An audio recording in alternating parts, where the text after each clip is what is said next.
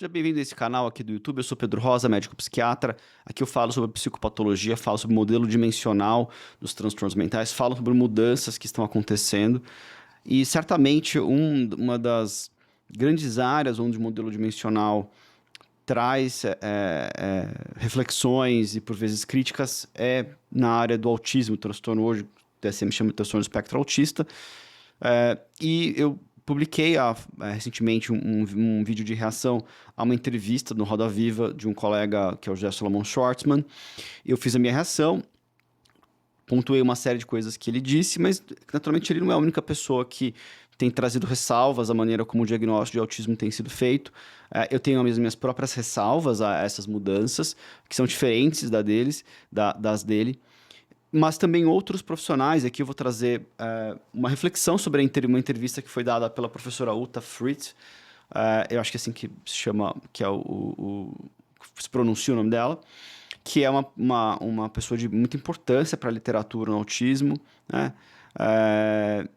E a ideia aqui é que a gente traga uma reflexão sobre as coisas que ela disse, como é que se eu concordo, se eu não concordo, se outras pessoas trouxeram reações e trazer um pouco de outras reflexões mais abrangentes sobre o tema. Eu acho que esse é um tema muito complexo e que muitas vezes a primeira impressão que a gente tem sobre um fato, ela é falsa, porque a gente esquece de analisar outros aspectos da literatura. Então a gente tem que olhar a literatura de maneira abrangente.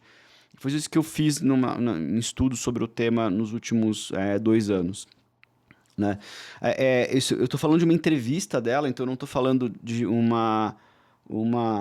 artigo ou um livro ou algo que tivesse uma complexidade maior ou que ela pudesse ter mais tempo e liberdade plena de expressar as próprias ideias. Então, de maneira nenhuma, isso é um ataque, mas é uma consideração, uma reflexão abrangente sobre a literatura, né?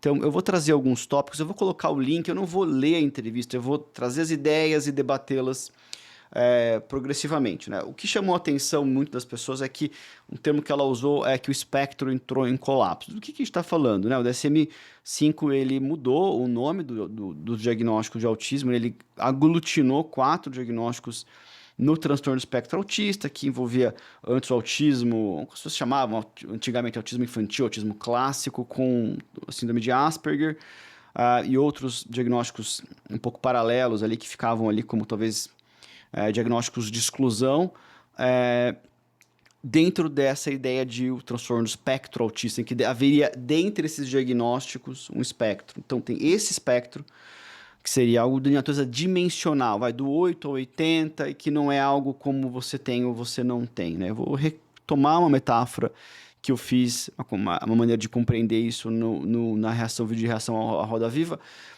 em que se a gente tem uma coisa que vai, numa expressão do nosso português, do 8 ao 80, se você tem um modelo categorial, você vai estabelecer um limiar que ele vai ser razoavelmente arbitrário. Você vai dizer, olha, eu vou chamar de autismo quem tem mais de 75 nessa escala que eu criei aqui, né? Nessa operacionalização, nessa escala ou critério diagnóstico. O problema é que você está colocando no mesmo grupo o indivíduo que tem, sei lá, 72 e o que tem 5, nessa escala.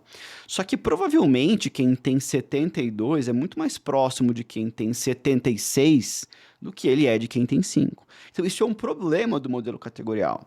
E aí a gente tem que analisar as evidências de que se a gente vai juntar ou separar esse espectro, esses 4 diagnósticos por um só, ou separar. E essa é uma discussão que existe na saúde mental há muito tempo. E é uma discussão que se chamou um pouco na literatura de splitting or lumping. Splitting é cortar, ou lumping, juntar. Então, você pode, a depender da maneira como você analisa um objeto, separá-lo em fragmentos maiores ou menores. De certa forma, pode ser uma metáfora um pouco tosca, mas você pode cortar uma pizza em diferentes pedaços. Você pode cortar uma pizza em 16, em 8, em 4. E continua sendo a mesma coisa. O que é o mais importante para nós? O mais importante para nós é reconhecermos os construtos psicopatológicos. E tem evidência considerável para o autismo que você pode dividir as manifestações em dois grandes grupos. Um de problema de comunicação social e um que são um outro grupo de sintomas de uma aderência rígida a rotinas, uma preferência pela mesmice, uma preferência à ordem e simetria, uma sensibilidade excessiva ou diminuída a estímulos sensoriais, a interesses específicos e peculiares. Quer dizer, isso tudo junto de dessas dimensões e uma outra dimensão. Isso é importante porque dentro desse espectro tem mais de um espectro. Nesses dois grupos de sintomas, isso é muito validado. Só que a crítica que é colocada é que está colocando dentro da mesma categoria. Então, olha o que eu estou falando. O diagnóstico de transtorno do espectro autista, ele é uma categoria. Ele ainda é uma categoria. Então, a gente teve uma aplicação do modelo dimensional, de certa forma, parcial. Essa categoria, ela tem mais de um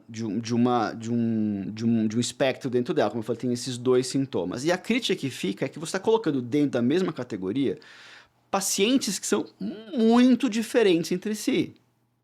Você pode ter um indivíduo com autismo de nível suporte 3, que ele não fala, é averbal, e que tem uma deficiência intelectual considerável.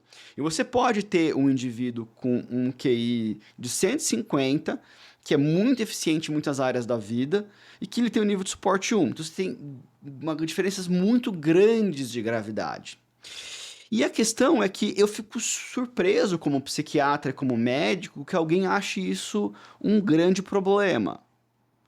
Porque, em geral, as doenças na medicina e os transtornos mentais na psiquiatria também têm essa característica. Também tem essa característica.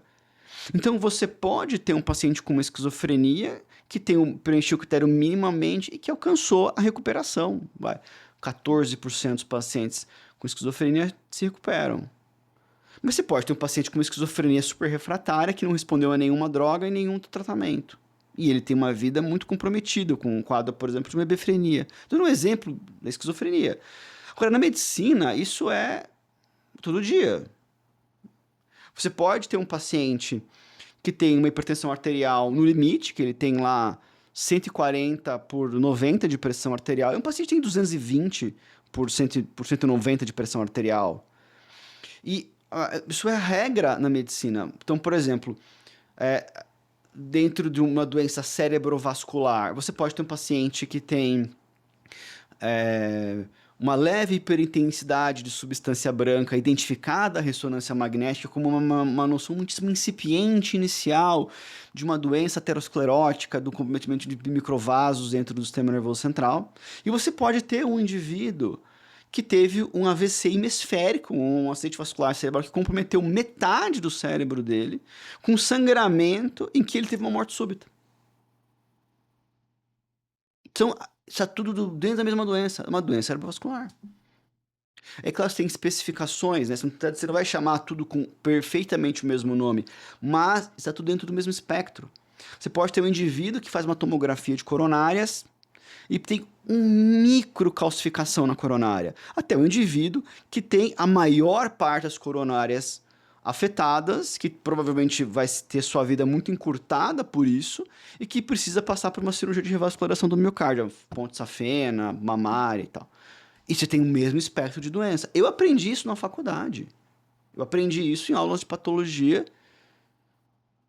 Isso para mim, é um mistério, como que isso subitamente é um problema na psiquiatria. E isso acontece em depressão. Você tem depressão leve, você tem uma depressão grave, refratária, e assim, admito que para mim é uma surpresa ouvir esse argumento, né?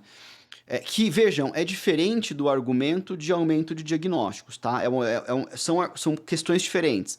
Por quê? Porque é um pouco óbvio que entra aquela questão que eu falei anteriormente, que uma coisa um pouco óbvia a gente tem que... será que é isso? Será que a gente tem que analisar isso com um pouco mais de profundidade? Que essa mudança que o DSM fez do quadro DSM 4/5, isso aconteceu no DSM 5, publicado em 2013. Essa mudança de fazer um lumping, olha o que eu tô falando, de juntar 4 diagnósticos em um e colocar o nome de espectro. Colocou o nome de espectro, alguém já falou, tem alguma mudança muito grande aí. que isso foi responsável pelos diagnósticos excessivos. A gente vai ter que analisar o que a literatura mostra pra gente nesse quesito. E a literatura, ela não mostra que isso é responsável por aumento de diagnósticos. Então, tem estudos que fizeram uma avaliação disso, de como é que os pacientes, um grupo de pacientes que tem ou que não tem autismo, um grupo lá, como é que seria com os critérios do SM4 ou com os critérios do SM5. E, gente, não tem muita diferença. Agora, é claro que nesse estudo, como é um estudo feito por pessoas que, enfim, trabalham com autismo, tem mais de um estudo, tá? Não é só esse, tem vários. A aplicação dos critérios foi feita com rigor, foi feita com método, processo diagnóstico correto, que envolve o uso de instrumentos validados, de entrevistas estruturadas e agendas de observação. Não foi feito com entrevistas curtas, não foi feito com escalas de auto self-report, escalas de auto aplicadas. Não foi feito dessa maneira, foi feito by the book, foi feito como manda o figurino, uma expressão em português, tá? Ou seja, não dá para pôr a culpa no critério diagnóstico, na mudança. Dá para, eventualmente, ficamos com duas hipóteses. Sim, existem mais autistas. E, portanto, nós estamos tendo mais diagnósticos. Três hipóteses, perdão. Outra hipótese, estes pacientes nunca foram identificados, não houve um aumento, e eles, na verdade, não eram identificados.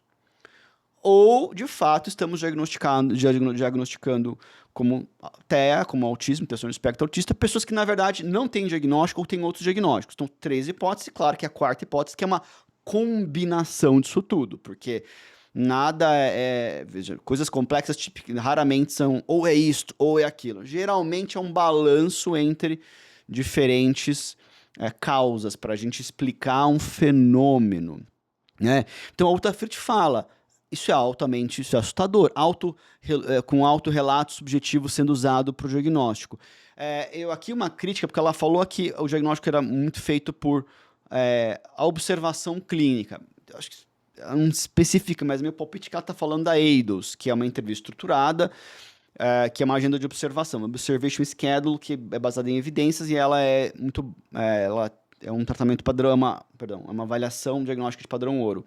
É dela que eu falei, essa avaliação que eu falei antes. Agora, a gente não faz diagnóstico em psiquiatria só por observação. A gente faz diagnóstico por vivência interna.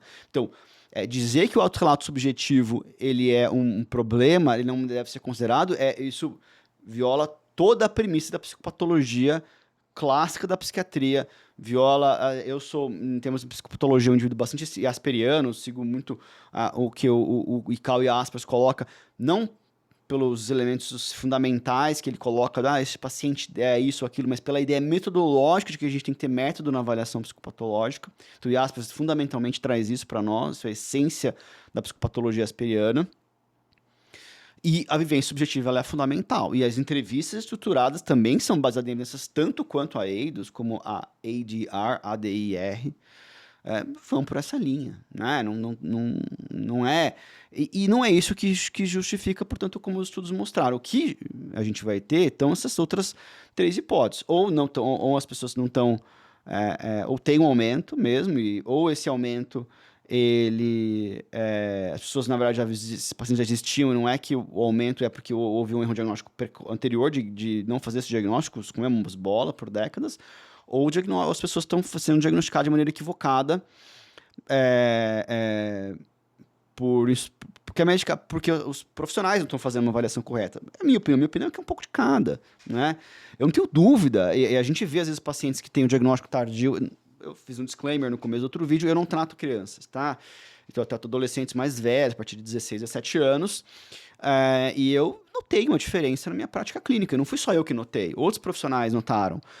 Eu sei de notícias de terapeutas DBT na Alemanha que notaram uma diferença e que foram testar o paciente porque a DBT estava funcionando de uma maneira diferente. Quer dizer, chama a atenção do profissional. Na hora que você presta atenção na sua experiência clínica ano após ano, você percebe padrões, né? De mudança de perfil diagnóstico que surge casos novos. E eu comecei a receber pacientes que superficialmente têm transtorno da personalidade, mas que esse quadro é atípico. Então, esse paciente que imediatamente eu faria um diagnóstico de personalidade borderline, olha, possivelmente, mas tá diferente dos outras dezenas, talvez centenas de pacientes com personalidade borderline que eu atendi nos últimos 10 anos. O que está acontecendo? Muito diferente isso. Agora, eu já vi pacientes que recebem o diagnóstico de autismo e que eu não concordo.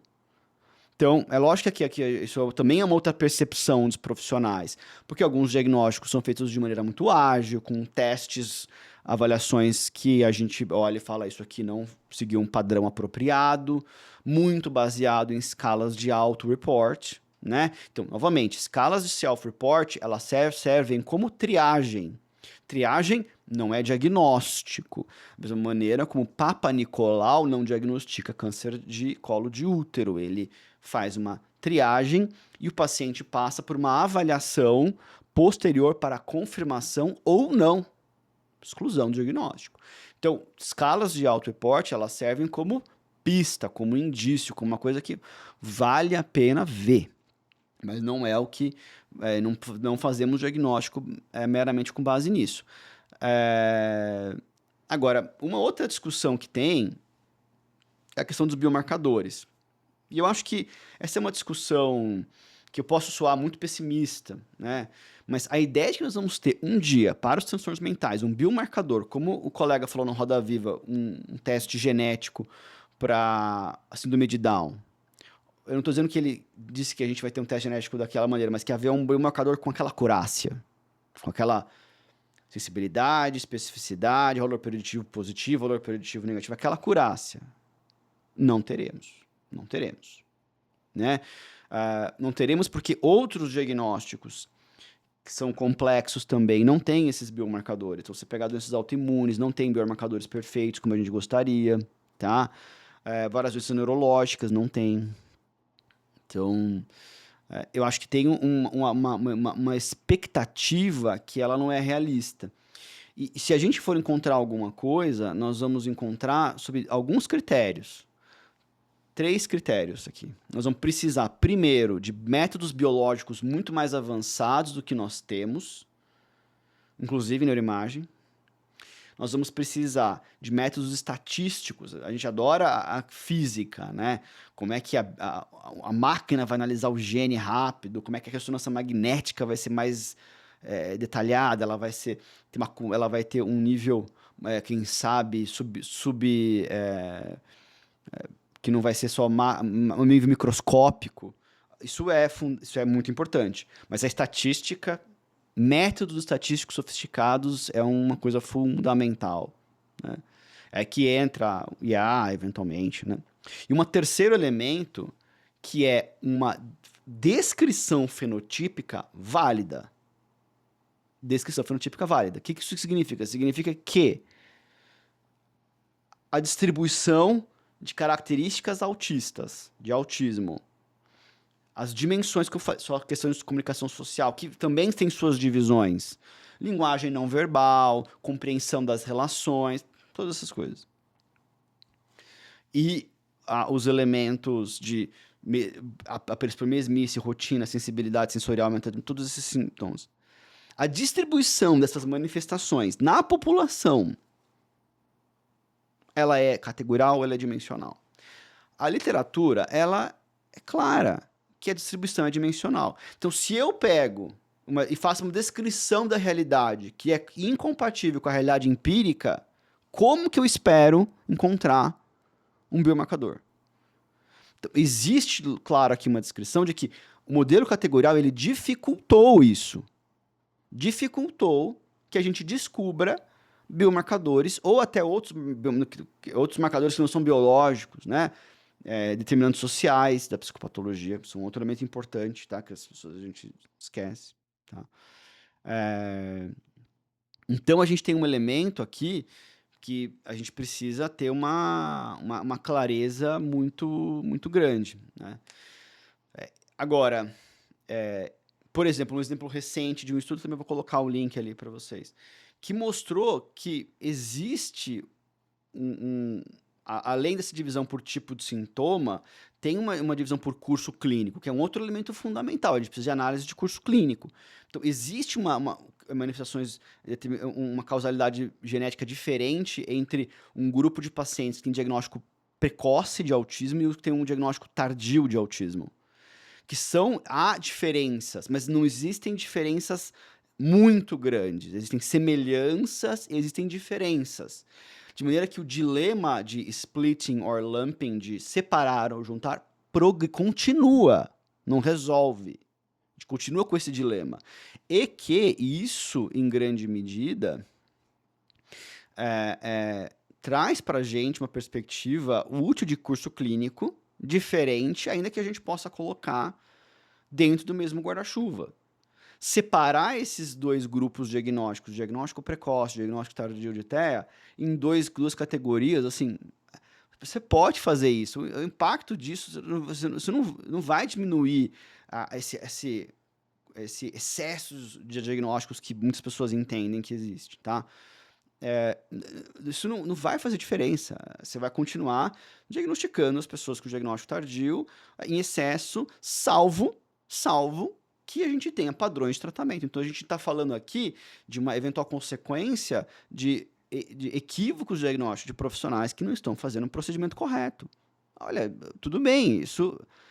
Mudar a categoria, lá escrever no DSM-6 uma coisa diferente, isso não vai mudar esse fato. A gente precisa de treinamento. O colega José Salomão Schwartzman foi muito claro nessa questão. Então, não temos discordâncias totais aqui, né? A Uta Fritz sugere essa divisão.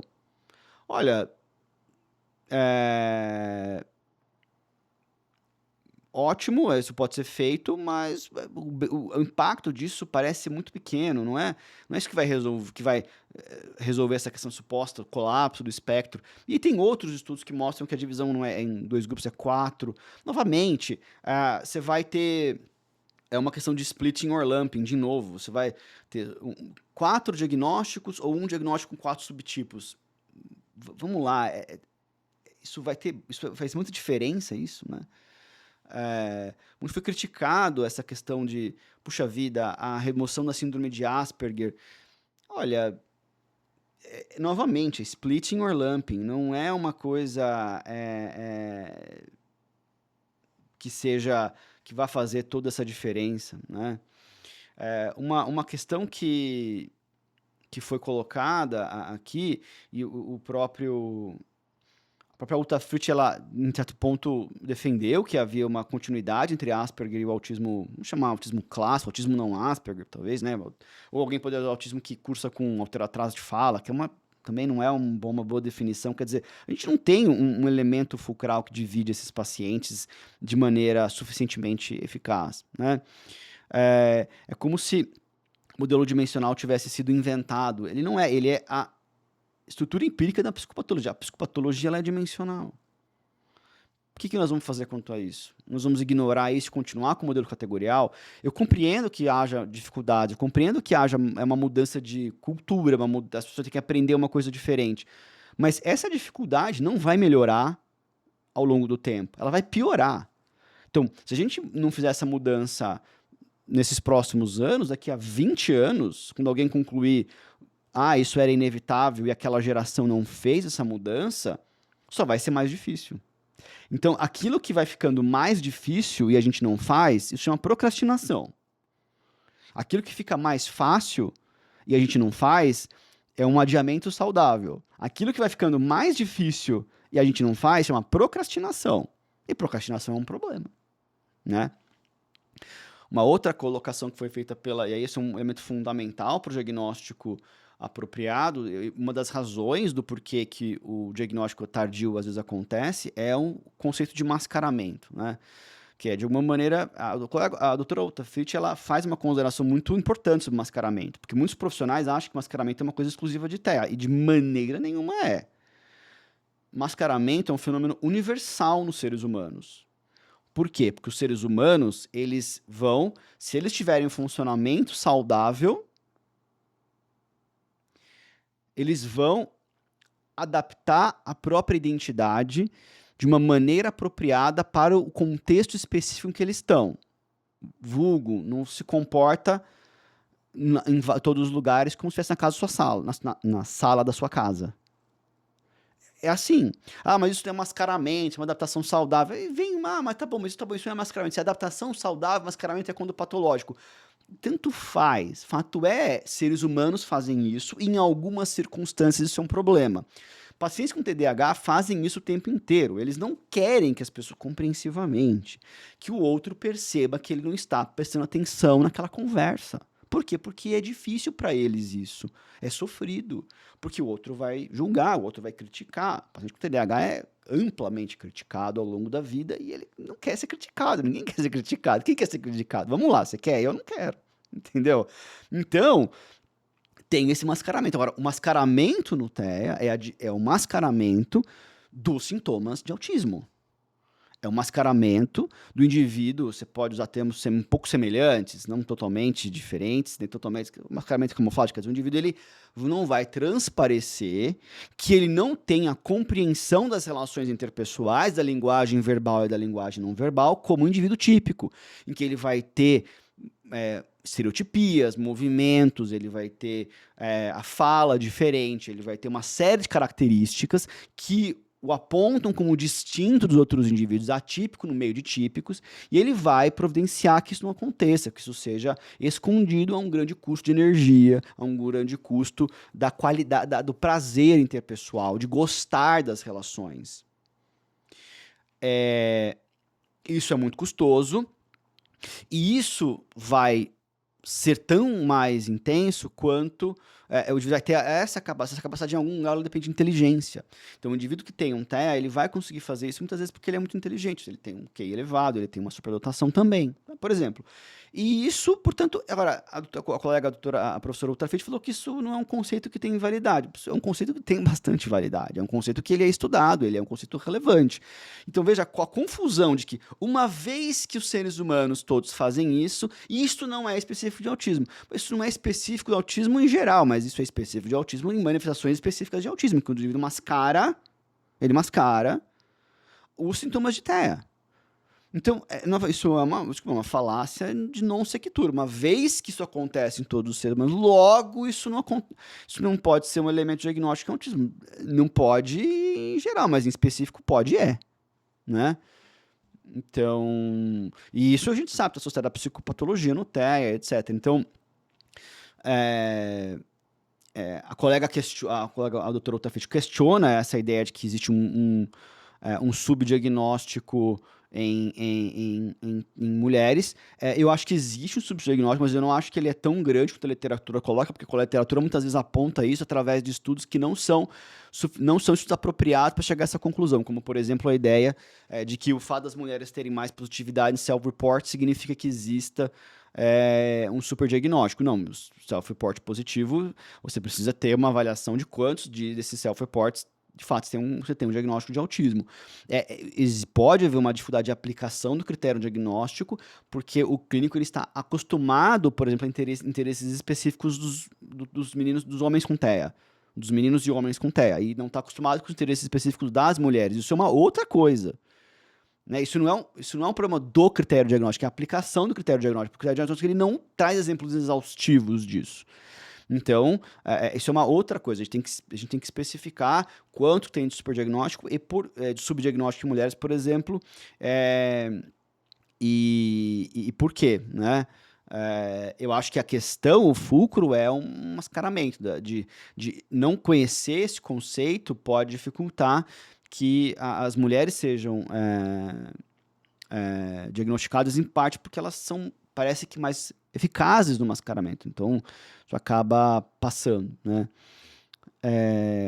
Enfim, tem outras questões, né, que foram trazidas, mas eu acho que já acho que consegui trazer um pouco as ideias que a gente precisa, como é que a gente deve, acho que uma profundidade que a gente precisa ler literatura para chegar às conclusões, né? Em sumário, não dá para a gente dizer que o modelo diagnóstico dimensional ele é inapropriado, a gente vai ter que lidar com os problemas dele. vamos ter que lidar com os problemas da transição. Essa é a nossa tarefa à frente. Isso é aquilo que essa geração precisa fazer.